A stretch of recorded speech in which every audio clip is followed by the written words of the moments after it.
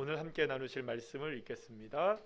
사사기 9장 50절에서 57절까지의 말씀, 구약성경 379쪽입니다. 사사기 9장 50절에서 57절까지의 말씀, 우리 다 같이 함께 읽겠습니다. 아비멜렉이 데베스에 가서 데베스에 맞서 진치고 그것을 점령하였더니 성읍 중에 견고한 망대가 있으므로 그 성읍 백성의 남녀가 모두 그리로 도망하여 들어가서 문을 잠그고 망대 꼭대기로 올라간지라. 아비멜렉이 망대 앞에 이르러 공격하며 망대의 문에 가까이 나아가서 그것을 불사르려 하더니 한 여인이 맷돌 윗짝을 아비멜렉의 머리 위에 내려던져 그의 두개골을 깨트리니 아비멜렉이 자기의 무기를 든 청년을 급히 불러 그에게 이르되 너는 칼을 빼어 나를 죽이라. 사람들이 나를 가리켜 이르기를 여자가 그를 죽였다 할까 하노라 하니 그 청년이 그를 찌르매 그가 죽은지라. 이스라엘 사람들이 아비멜렉이 죽은 것을 보고 각각 자기 처소로 떠나가더라. 아비멜렉이 그의 형제 70명을 죽여 자기 아버지에게 행한 악행을 하나님이 일같이 갚으셨고 또 세겜 사람들의 모든 악행을 하나님이 그들의 머리에 갚으셨으니 여룻바알의 아들 요담의 저주가 그들에게 응하니라. 아멘. 할렐루야. 오늘은 우리가 사사기 7번째 시간으로 그럼에도 불구하고라는 제목으로 함께 은혜를 나누겠습니다. 이 그럼에도 불구하고라는 말의 뜻은 비록 사실은 그러하지만 그것과는 상관없이라는 뜻으로 어떤 상황이 있다 할지라도 그 어떤 상황에 얽매이지 않고 그것을 넘어서거나 그것을 초월하여서 이루어지는 것이 바로 그럼에도 불구하고라는 이 말의 의미라고 할 수 있습니다. 사실 우리 주변에는 수많은 이야기들이 있잖아요. 근데 수많은 이야기들이 있고 또 여러 가지 우리가 소식들을 듣게 되는데 사실 그런 여러 가지 소식들과 여러 가지 이야기들 속에서 우리를 특별하게 감동시키는 이야기들이 있어요. 그렇죠? 여러분들 그런 이야기들이 있지 않습니까? 그런데 그런 이야기들을 보게 되면 대부분들 그럼에도 불구하고의 이야기들이 많다는 거죠. 뭐 예를 들면 엄청난 사고를 당합니다. 엄청난 어려움 가운데 있습니다. 실패 가운데 있습니다. 그런데 그 아픔들을 이겨내고 실패를 이겨내고 결국에는 승리하는 사람들, 그런 사람들의 삶의 모습들을 보게 되면 그럼에도 불구하고 이겨내는, 그럴 때 우리가 그런 이야기들을 들을 때마다 우리는 정말 감동스럽다, 정말 놀랍다, 이런 것들을 우리가 느끼게 되지요.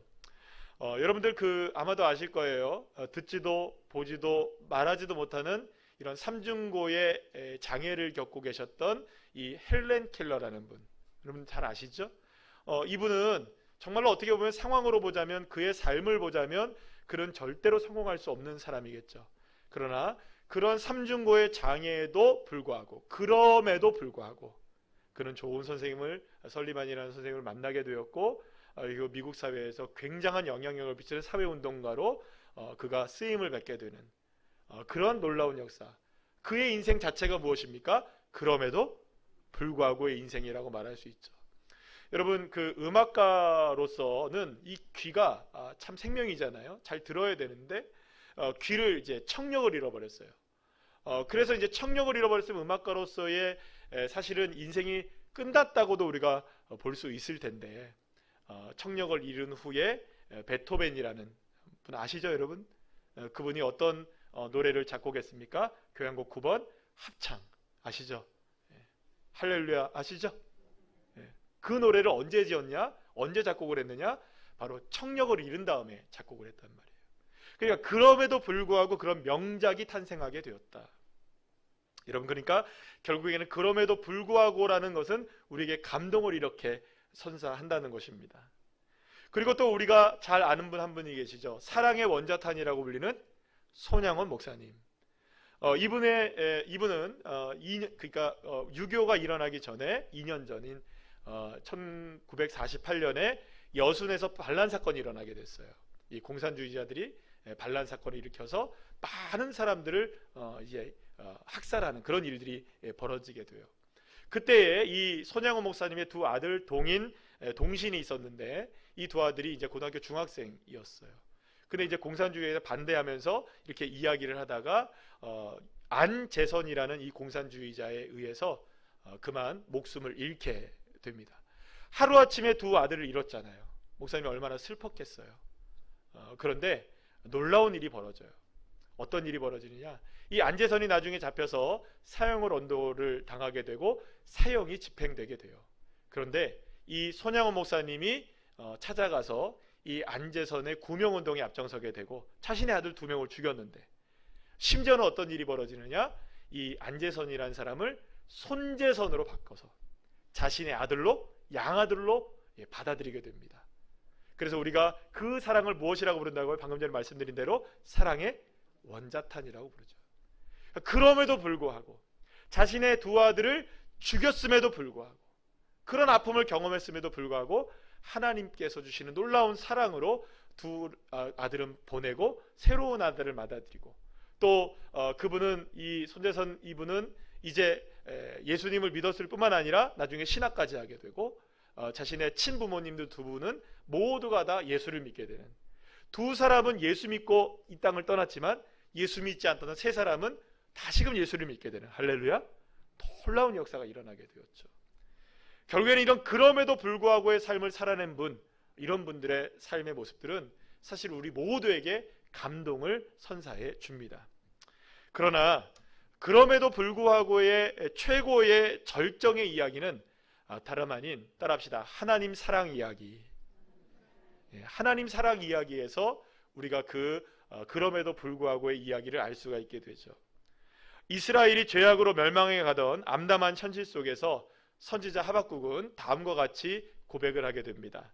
하박국 3장 17절 18절 말씀 우리 다 같이 한번 읽어볼까요? 시작. 비록 무화과 나무가 무성하지 못하며 포도나무에 열매가 없으며 감람나무에 소출이 없으며 밭에 먹을 것이 없으며 우리의 양이 없으며 외양간에 소가 없을지라도 나는 여호와로 말미암아 즐거워하며 나의 구원의 하나님으로 말미암아 기뻐하리로다. 아멘.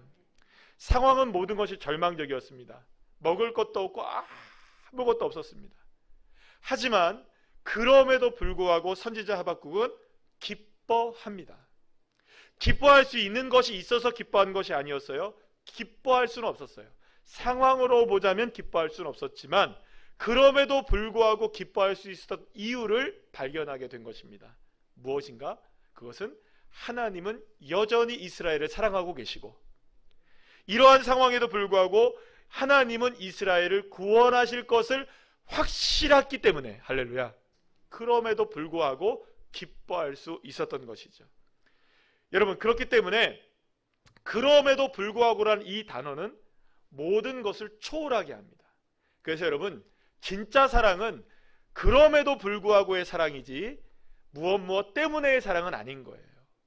여러분 한번 생각해 보세요. 무엇 때문에의 사랑은 다 조건을 걸고 있는 거예요. 무엇 때문에. 돈이 많기 때문에, 건강하기 때문에, 잘생겼기 때문에, 또 공부를 많이 했기 때문에, 또 이렇기 때문에, 저렇기 때문에, 무엇 때문에 여러분들 사랑한다면요, 만약에 여러분들 그 조건이 사라지면 어떻게 될까요? 다 무너지는 거예요. 그 조건이 있기 때문에 사랑했다면 그 조건이 없어지는 순간 그 사랑은 다 무너지는 거예요. 그래요, 여러분. 그래서 진짜 사랑은 그렇기 때문에의 사랑이 아닌 거죠. 진짜 사랑은 뭐냐? 그럼에도 불구하고, 부족함에도 불구하고, 연약함에도 불구하고, 돈이 조금 없어도, 건강하지 못해도, 여러 가지로 부족함에도 불구하고, 그럼에도 불구하고 사랑할 때 조건과 이유와 환경을 뛰어넘는 사랑이 그곳에서 이루어지게 되는 것입니다. 사랑하는 여러분, 저와 여러분 모두가 다 그럼에도 불구하고의 인생으로 축복을 받는 주의 자녀들 되시기를 간절히 소망합니다. 그리고 오늘 우리는 본문에서 이스라엘이 너무나 절망적인 모습이 나와요. 그런데 여전히 하나님이 이스라엘 백성들을 사랑해 주시고 여전히 이스라엘 백성들을 이끌어 가시는 그럼에도 불구하고의 하나님을 우리가 만나게 됩니다. 특히 우리가 이제 사사기를 우리가 계속 보고 있는데, 사사기는 총 21장으로 구성이 되어 있어요. 그런데 사사가 몇 명이 등장하느냐? 총 12명이 등장을 해요. 그러니까 여러분들 이렇게 보면은 1장, 2장은 서론이니까 실제로 3장부터 21장까지 19장에 걸쳐서 12명의 사사의 이야기들이 쭉 나오는 거예요. 그래서 제가 계산해 보니까 한 명의 사사당 1.5장 정도의 분량으로 채워져요. 그런데 제가 또 궁금해서 찾아봤어요. 사사들 중에 12명 중에 온니엘, 에훗, 돌라, 야일, 입산, 압돈이라는 6명의 사사들은 그 내용이 굉장히 짧아요. 그래서 이 6명의 사사의 이야기를 합쳐놔도 한 장이 안 돼요. 그러니까 사실은 나머지 6명의 사사들이 전체 이야기를 다 구성하고 있다고 볼 수 있어요. 그런데 우리가 오늘 주목하고자 하는 건 뭐냐면 9장 전체가 57절로 되어 있는데 굉장히 길죠, 여러분? 57절이면 긴 겁니까? 안 긴 겁니까? 예, 성경을 읽어보셔서 아시잖아요. 예, 짧은 게 좋잖아요, 그죠? 20장 뭐 이렇게 끝나면 좋지만 50절 이렇게 길면 길다 이렇게 해요. 그런데 57절의 분량에 이르기까지 한 장 전체를 통틀어서 누구에게 할애를 하고 있느냐? 이 아비멜렉이라는 사람의 이야기에 할애를 하고 있다는 거예요. 그러면 여러분 생각해 보세요. 이 사람은 사실상 솔직히 말해서 사사도 아니었거든요. 하나님이 이를 사사로 세운 것도 아니었어요. 도대체 그런데 스스로 왕이 되고 사실은 이 삶을 이렇게 보게 되면 그렇게 우리가 뭐 은혜 받을 말씀들도 별로 없는 것 같은 이 삶이 어떻게 이렇게 중요하게 이렇게 많은 분량의 삶을 이게 성경에 할애를 해주었느냐? 그렇다면 아비멜렉은 도대체 어떤 사람이고 어떤 삶을 살았기에 굉장히 중요한 사사기의 내용 가운데 이렇게 위치를 하고 있는지를 우리가 살펴보고, 또한 이 아비멜렉의 이야기를 통하여서 우리가 함께 처음에 말씀드렸던 것처럼 따라합시다. 그럼에도 불구하고, 도대체 그럼에도 불구하고의 하나님을 어떻게 만날 수 있을까? 오늘 우리가 함께 말씀을 통해서 나눠보도록 하겠습니다. 자, 아비멜렉은 기드온이 낳은 아들인데 첩에게서 낳은 아들이에요. 그리고 세겜에서 살게 됩니다. 이 아비멜렉이 기드온의 고향이 오브라라는 곳이었거든요. 그런데 오브라에 살지 않고 낯선 세겜에서 살았다는 것은 자신의 형제들과 분리돼서 살았어요. 나머지 형제 70명은 오브라에서 살았는데 혼자만 세겜에서 살게 되었어요. 그러니까 이 아비멜렉이라는 사람은 태어날 때부터 자랄 때까지도 계속해서 자기의 형제들과 분리된, 소외된 인생을 살았다는 것을 우리가 알게 됩니다.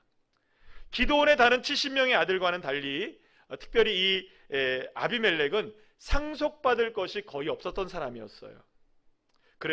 그래서였을까? 기드온은 그의 이름을 아버지는 왕이시다, 따라합시다. 아버지는 왕이시다. 그래서 이름이 아비멜렉이에요. 그래서 아비멜렉은 늘 이렇게 이름이 그거죠. 네 아버지 뭐 하시노? 그래서 우리 아버지 왕이시다. 이게 이제 자기 이름이거든요.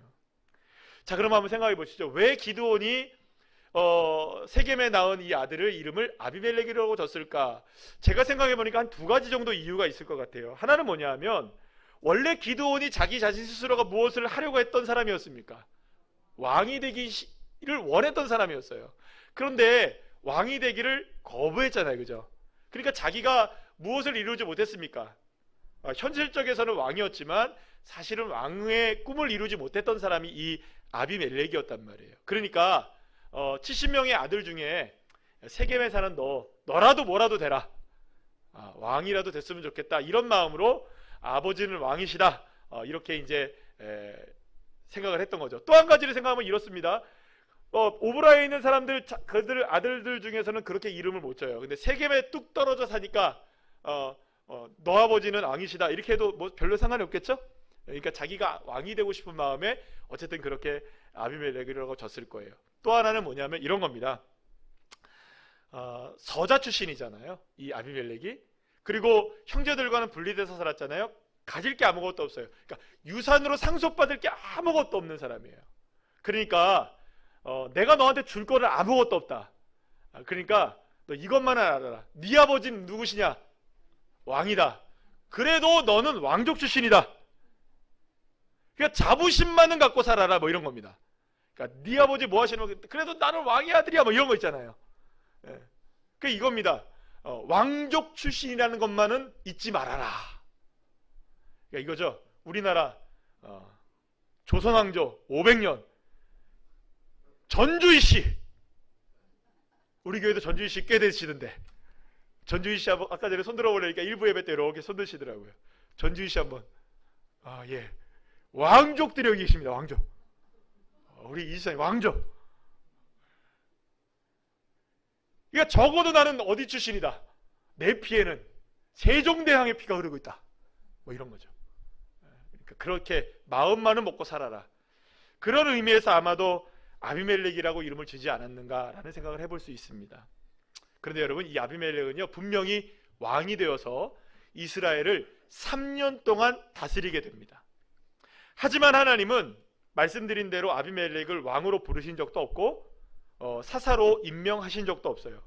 사실 사사기에 나오는 모든 사사들은 하나님이 부르시고 하나님이 세우십니다. 하나님이 세우셔야 사사가 되고, 여러분 왕도 누가 세우십니까? 사울도 하나님이 세우시고, 여러분들 다윗도 누가 세웁니까? 하나님이 세우고, 솔로몬도 누가 세우십니까? 그러니까 하나님이 이스라엘에는 지도자를 다 누가 세웁니까? 하나님이 세우시는데, 이렇게 아비멜렉은 스스로가 왕이 되었던 사람인 거예요. 아비멜렉이 왕이 되는 과정은 고대 사회에서 흔히 볼 수 있는 왕권 찬탈 과정과 별반 다를 바가 없이 일어나게 됩니다. 아비멜렉은 스스로 왕이 되기 위해서 자신이 태어나고 자란 세겜 사람들을 막 선동하게 돼요. 그래서 지지를 얻게 됩니다. 어떻게 지지를 얻게 되느냐? 이 내용에 대해서는 여러분들 이번 주 월요일 날 큐티, 그리고 또 월요일 날 새벽 예배의 말씀을 좀 참고하시면 되겠어요. 그것까지 얘기하려면 너무 어려우니까. 그래서 이제 어쨌든 간에 세겜 사람들을 막 선동을 해요. 야, 내가 너희들 고향 사람인데 내가 다스려야 되지 않겠느냐? 막 이렇게 얘기하는 거예요. 그래서 세겜에서 여러분들 사람이 왕이 나와야지, 그러면서 세겜 사람들 막 선동해서 세겜 사람들의 지지를 얻게 됩니다. 그렇게 돼서 이 세겜 사람들이 바알의 신전에 가요. 바알의 신전이 세겜에 있었던 거예요. 그래서 바알 신전에서 은 70개를 가져다가 이 아비멜렉에게 줍니다. 그리고 아비멜렉은 그 은 70개를 가지고 용병을 사요. 군사를 사요. 그래서 어디로 가느냐? 아버지 고향 오브라, 70명의 형제들이 있는 오브라로 갑니다. 그리고 형제들을 한 바위에 다 모아놓고, 어떻게 한 바위에 다 모아놓는지 모르겠어요. 어떻게든 한 바위에 다 모아놓고, 거기에 모아놓고 어떻게 하느냐? 70명의 형제들을 그 자리에서 다 몰살해 버립니다. 다 죽여요. 그리고 나서 그 피의 기반을 두고 왕 위에 스스로가 오르게 되었던 것이죠. 여기서 우리는 아비멜렉이 왕이 된 두 가지 기반을 알게 돼요. 하나는 뭐냐? 처음에 말씀드렸죠. 바알의 신전에서 무엇을 얻었다고요? 돈을 얻었단 말이에요. 그러니까 바알의 신전에서 나온 돈이 통치 기반이 됐던 거예요. 그리고 형제들을 죽인 피 기반 위에 자신의 왕권이 세워지게 된 거예요. 여러분들 무섭죠? 하나님의 역사가 아닌 자기 스스로의 힘으로 그렇게 왕위에 올랐던 사람이 누구냐? 바로 이 아비멜렉이었어요. 이렇게 아비멜렉은 왕이 되었습니다. 하지만 아비멜렉이 이렇게 왕이 되는 과정에서 여러분들 하나님의 모습은 하나도 보이지 않아요. 그나마 여러분 아버지 기드온은 여러분 왕이 되어달라고 사람들이 요청했을 때 그걸 거부라도 하잖아요. 그죠? 그래서 뭐라 그럴까요? 그 하나님의 말씀에 기도는 순종하는 척이라도 한단 말이에요. 그런데 아비멜렉은 척조차도 하지 않아요. 아비멜렉에게서는 그 어떤 하나님의 모습도 흔적조차도 발견할 수가 없게 됩니다. 아비멜렉이 왕이 된 이후에 기드온의 70명의 아들들 중에 유일하게 한 명이 살아남는데 요담이라는 막내가 살아남게 돼요. 그런데 극적으로 살아남게 된 이 요담이 아비멜렉이 왕이 된 것이 얼마나 부당한 일인지를 세겜 사람들에게 알리면서 그리심산에 올라가서 이 아비멜렉을 따르거나 아비멜렉을 돕는 사람들은 저주가 임할 것이다 하면서 막 선언을 해요. 그때 그 장면을 한번 볼까요? 사사기 9장 7절 말씀 우리 다 같이 한번 읽어봅시다. 시작. 사람들이 요담에게 그 일을 알림해 요담이 그리심산 꼭대기로 가서 서서 그의 목소리를 높여 그들에게 외쳐 이르되 세겜 사람들아 내 말을 들으라. 그리하여야 하나님이 너희의 말을 들으시리라. 여기서 보면 마치 요담이 하나님 얘기하는 것 같죠? 그런데 여러분 하나님 얘기가 아니었어요.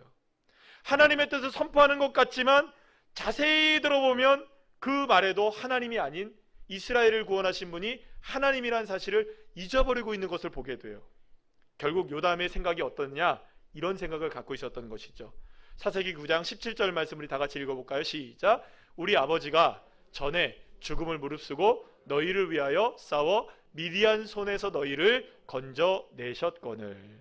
여기서 문제가 뭔가요, 여러분? 지금 요담이 뭘 잘못 생각하고 있습니까?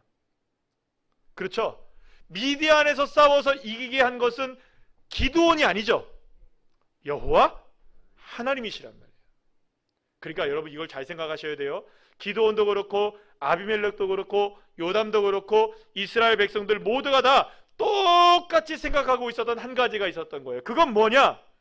미디안에서 손에서 구원해낸 것은 기드온이라고 생각하고 있었던 거예요. 기드온이 미디안을 이겼다. 기드온의 손이 미디안에서 우리를 구원했다라고 모든 사람들이 다 생각하고 있었던 거예요. 여러분, 그러나 이것은 완전한 거짓입니다. 미디안의 전쟁에서 승리하게 하신 분은 여호와 하나님이신 줄로 믿으시길 바랍니다.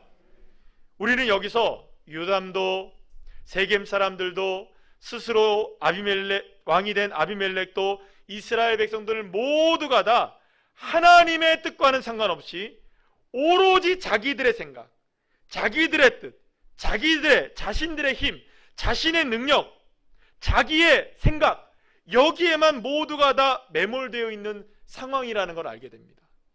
모두가 다 자기의 생각.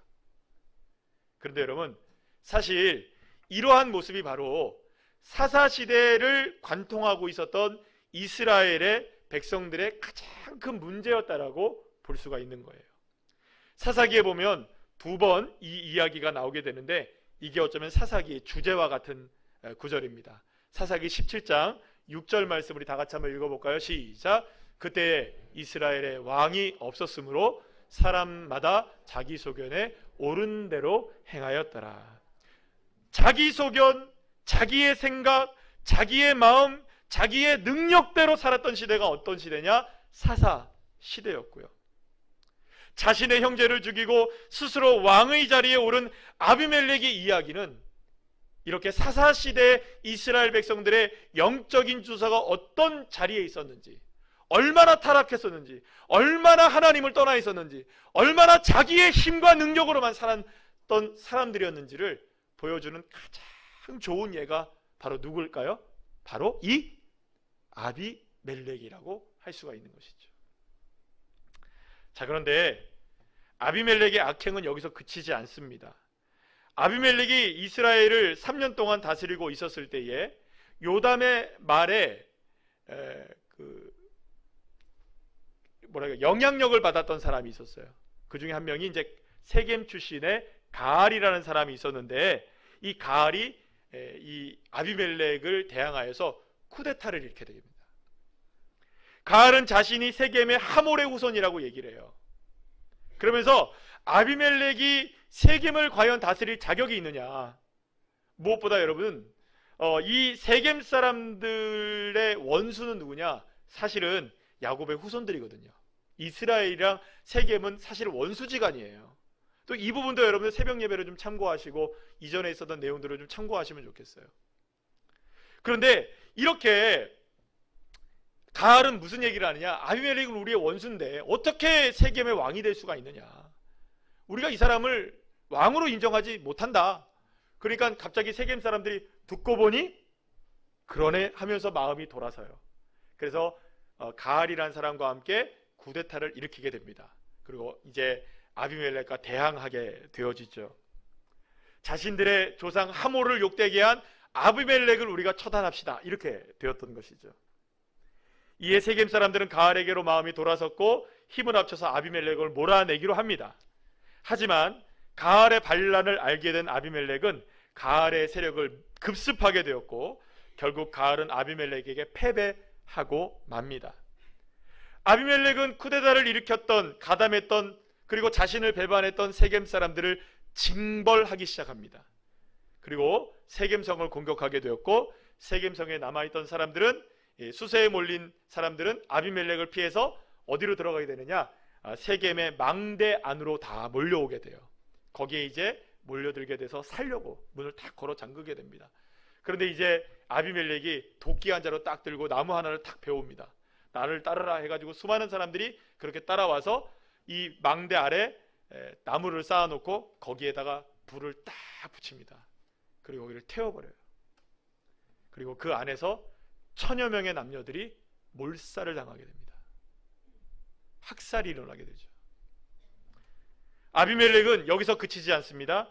이 여세를 몰아 세겜을 완전히 장악하기 위해서 세겜 북쪽에 있는 데베스라는 성을 치게 됩니다. 자, 오늘 본문이 바로 거기서부터 시작이 돼요. 그런데 이 데베스 사람들이 이 아비멜렉에게 패배를 해서 그들도 세겜성 사람들과 마찬가지로 살기 위해서 어디로 피신하게 되냐면 망대로 모여들게 돼요. 그리고 마지막으로 이제 이 망대에서 살려고 했으나 이 아비멜렉이 세겜에서 했던 것과 똑같은 방법으로 나무를 쌓아놓고 불을 딱 붙이려고 하는 거예요. 그러니까 여러분 생각해보세요. 이제 불만 붙이면 끝나는 거예요. 불만 붙이면 세겜을 완전히 정복하게 되는 거예요. 쿠데타 완전히 진압하게 돼요. 그러면 여러분 어떻게 됩니까? 왕권이 어떻게 될까요? 더욱더 견고하게 되죠. 이제는 아무나 여러분들 이 아비멜렉에게 나설 수 있을까요? 없을까요? 없죠. 괜히 막 이렇게 나섰다가는 이렇게 되니까 이제 불만 딱 붙이면 이제 다 끝나는 거예요. 이제 완벽한 왕이 되는 거예요. 더 이상 누구도 범접할 수 없는 힘 있는 왕이 세워지게 되는 것이죠. 자, 그런데 망대를 딱 불태우려고 하던 바로 그때 어떤 일이 벌어지느냐. 오늘 본문 53절 54절 한번 읽어볼까요? 시작. 한 여인이 맷돌 윗짝을 아비멜렉의 머리 위에 내려 던져 그의 두개골을 깨뜨리니 아비멜렉이 자기의 무기를 든 청년을 급히 불러 그에게 이르되 너는 칼을 빼어 나를 죽이라. 사람들이 나를 가리켜 이르기를 여자가 그를 죽였다 할까 하노라 하니 그 청년이 그를 찌르매 그가 죽은지라. 데베스 사람들마저 세겜 망루에서 일어난 학살과 같은 희생을 당할 수밖에 없는 절체절명의 위기의 순간 이름 모를 한 여인이 맷돌 한 짝을 들어서 망대 위에서 아래로 던진 거예요. 그런데 놀랍게도 그 맷돌이 누구 머리에 떨어진 겁니까? 아비멜렉의 머리에 떨어져 두개골이 깨져 죽은 거예요. 여러분 한번 우리가 생각해 보세요. 야, 그 망대 위의 높이가 얼마인지 모르겠지만 망대 위에서 여인이 맷돌을 던져서 콕 집어 아비멜렉의 머리에 맞을 확률이 얼마나 될까요? 뭐 이 사람이 박찬호도 아니고 그죠? 투수도 아닐 거고 원반 던지기 선수도 아닐 거고 어쨌든 던졌는데 어디에 맞은 거예요? 맞은 거예요. 여러분 아비멜렉이 불만 붙이면 어떻게 된다고요? 모든 게 끝나는 상황이에요. 막을 자가 없는 거예요. 그런데 이름 모를 한 여인이 그 무거운 맷돌 하나 던진 게 머리에 떨어져 깨져 죽게 됐어요. 여러분 얼마나 여러분들 허망하게 이 아비멜렉이 죽었는지 보셔야 돼요. 이로써 70명의 형제들을 죽이고 세겜 망루에서 1000여 명의 사람들을 학살하며 스스로의 왕위의 자리를 지키려고 했던 이 아비멜렉은 이제 불만 붙이면 모든 것이 끝나고 완전히 점령함으로써 이스라엘의 왕권을 더욱더 곤고하게 세울 수 있는 바로 마지막 그 순간에, 꿈을 이룰 수 있는 마지막 그 순간에, 한순간에 이름 모를 한 여인이 던진 맷돌에 깨져버린 거예요.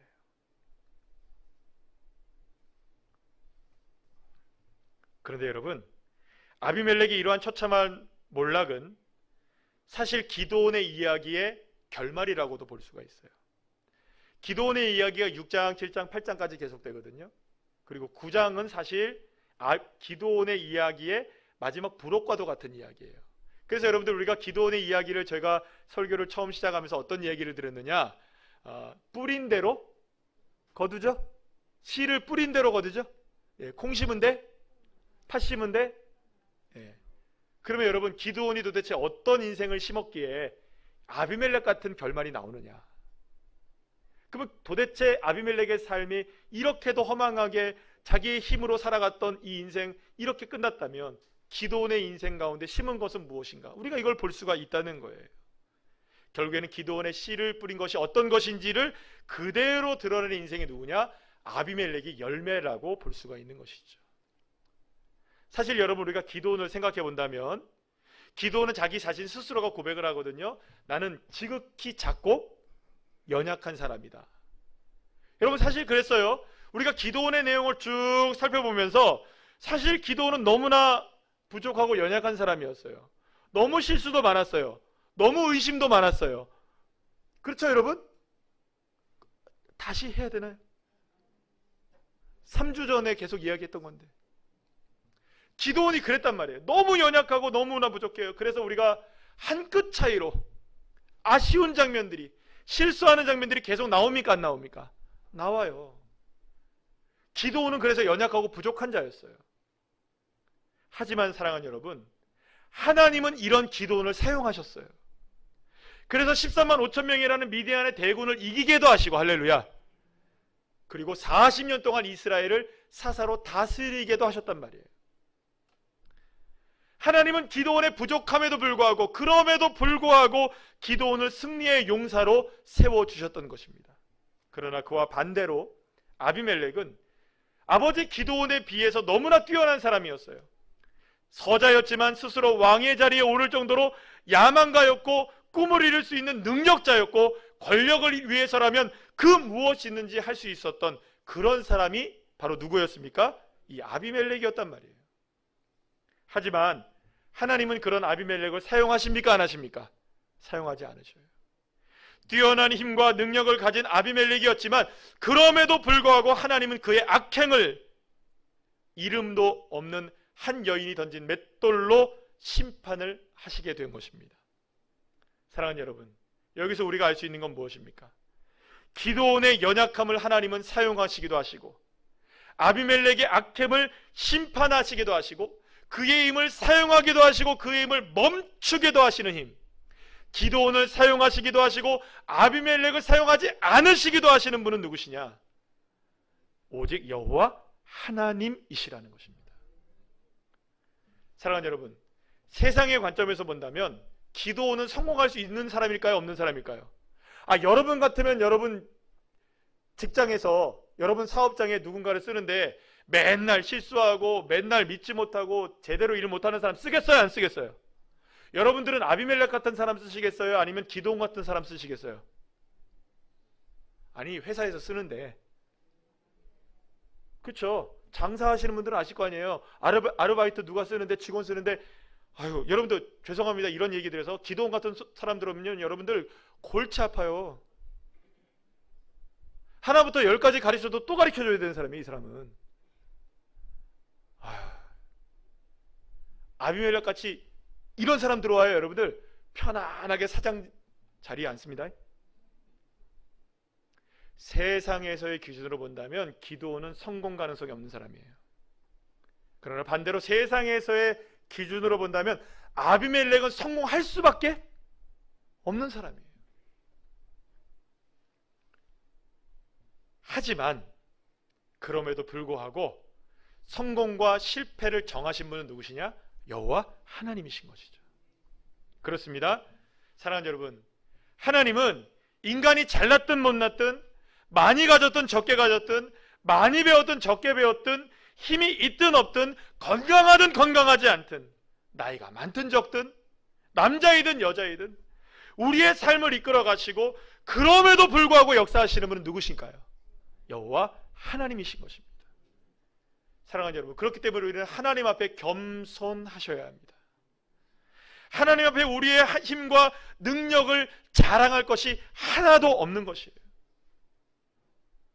여러분, 우리가 연약하고 부족하다고 해서 여러분들 꿀릴 것도 없는 거예요. 여러분, 우리가 많은 것 가졌다고 해서 교만할 필요도 없는 거예요.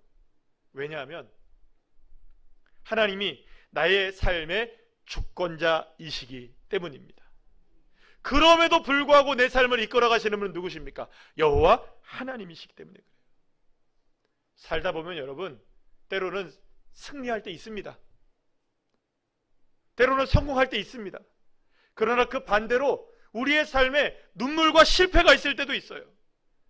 그러나 여러분, 승리했다고 교만해져서는 안 되는 거예요. 왜냐하면 그럼에도 불구하고 하나님이 사용하지 않으시니까. 그러실 수 있으시니까. 실패했다고, 넘어졌다고 여러분들 우리가 열등감에 휩싸일 이유도 없는 겁니다.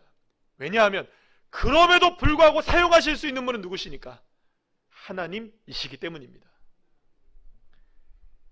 그래서 우리 여러분 분명히 아셔야 돼요. 우리의 삶이 어떻든, 우리의 상황이 어떻든, 우리가 무엇을 가지고 있든, 어떤 삶을 살았든 내 삶의 주권자가 되시는 분은 여호와 하나님이시기에, 그럼에도 불구하고 역사하시는 분은 하나님이시라는 것이죠. 사랑하는 여러분, 여러분의 삶의 일주일의 삶을 한번 돌아보시죠. 나는 과연 어땠습니까? 나는 성공했나요? 나는 실패했나요? 예, 승리도 하셨을 것입니다. 또 때로는 실패도 하셨을 거예요. 승리했을 때는 기분이 좋았을 것입니다. 또 반대로 실패했을 때는 마음이 무거웠을 것이에요. 그러나 우리는 그때 필요한 한 단어가 있어요. 이게 하나님의 은혜의 단어죠. 그럼에도 불구하고, 성공했음에도 불구하고 우리는 겸손해야 합니다. 실패했음에도 불구하고 하나님을 바라봐야 합니다. 그럼에도 불구하고의 주님을 만날 때 우리의 상황을 초월하여서, 할렐루야, 하나님의 역사하심을 경험하게 될 줄로 믿습니다. 그래서 여러분, 사도 바울이 이렇게 고백을 해요. 오늘 우리가 이 말씀을 읽고 말씀을 마치기를 원하는데요, 고린도전서 15장 10절 말씀 우리 다 같이 한번 읽어볼까요? 시작.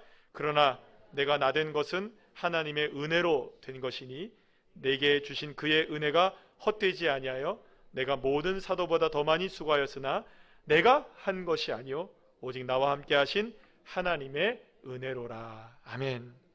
사랑하는 여러분, 나의 나된 것이 어떠하든지 그럼에도 불구하고 이끌어 가시는 분은 여호와 하나님이십니다. 그래서 우리는 이렇게 고백하셔야 돼요. 하나님, 내가 지금 어떤 상황에 처해 있든지 그럼에도 불구하고 주님은 나의 여전히 하나님이시고 그 하나님이 나의 삶을 이끌어 가시기에 교만하지 않게 하시고 열등감에 사로잡히지 않게 하시고 나의 나된 것이 하나님의 은혜임을 믿고 우리가 승리하게 하여 주시옵소서. 사랑하는 여러분, 그래서 우리는 이기는 겁니다. 날마다 이기는 거예요. 어떤 상황에 우리가 처해 있다 할지라도 우리는 그럼에도 불구하고의 하나님이 나의 하나님이시니까. 따라합시다. 그럼에도 불구하고의 하나님은 나의 하나님이십니다. 할렐루야. 그 하나님의 은혜를 믿음으로 온전하게 하나님의 은혜로 승리하시는, 그럼에도 불구하고라는 이 단어를 붙잡고 한 주간 승리하셔서 하나님의 역사를 경험하게 되시기를 간절히 축복합니다.